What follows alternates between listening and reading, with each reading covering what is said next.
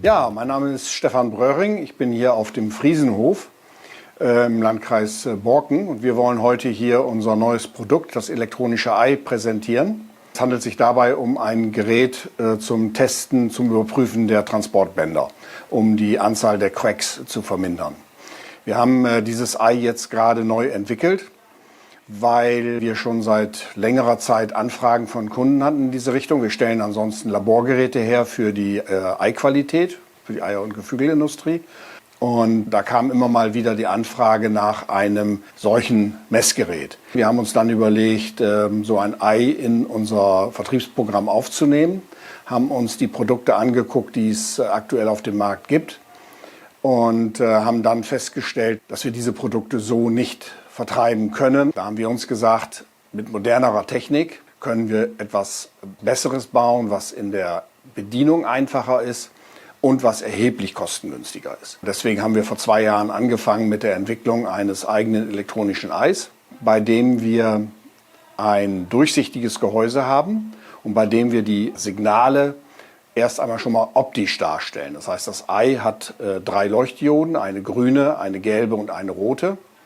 Und man kann also anhand der Farbe sehen, ob man einen leichten, einen stärkeren oder einen zu starken Einschlag hat.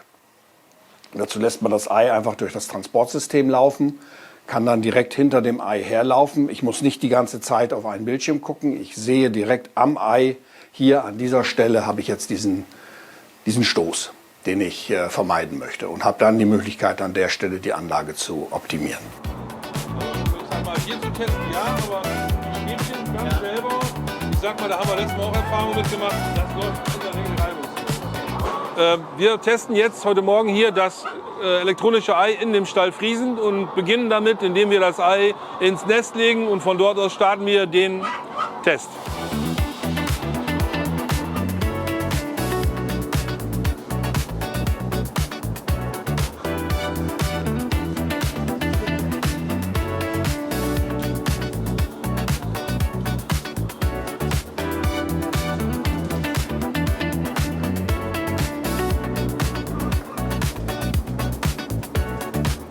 Ja, das Ei rollt jetzt von den Nestern über das Förderband in das Ausfuhrband vom Stall.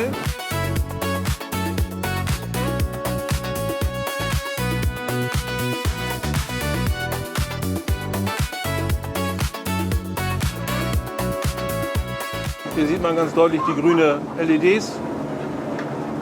Auch beim Überkippen ist es dann nochmal gelb auf rot, aber das ist nur ein ganz kleiner Impact, der dann vielleicht in dem Blech kurz nachgestellt werden könnte.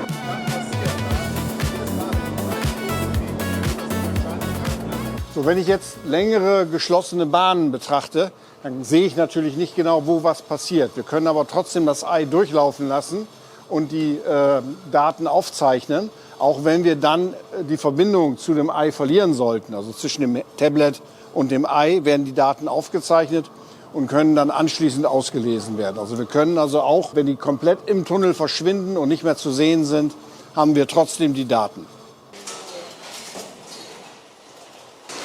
Ja, nach erfolgreichem Durchlaufen der Eier oder des Eis durch die Anlage der Förderbänder und auch hier durch den Farmpacker ist es auch wichtig zu wissen, dass natürlich das Ei auch dazu da ist, um die Menge der Einschläge zu bekommen. Nicht nur die Intensität, sondern auch die Menge ist auch entscheidend für später. Umso öfter ein Ei irgendwo angeschlagen wird, umso öfter oder eher ist natürlich auch die Chance da, dass das Ei unter Umständen kaputt gehen kann.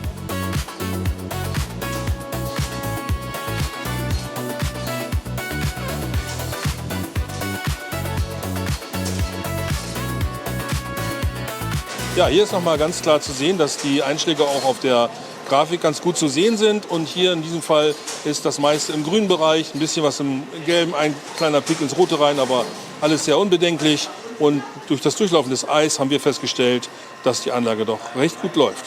Ja, ich bedanke mich bei Herrn Friesen für die Möglichkeit, hier einmal unser Ei zu testen und zu präsentieren.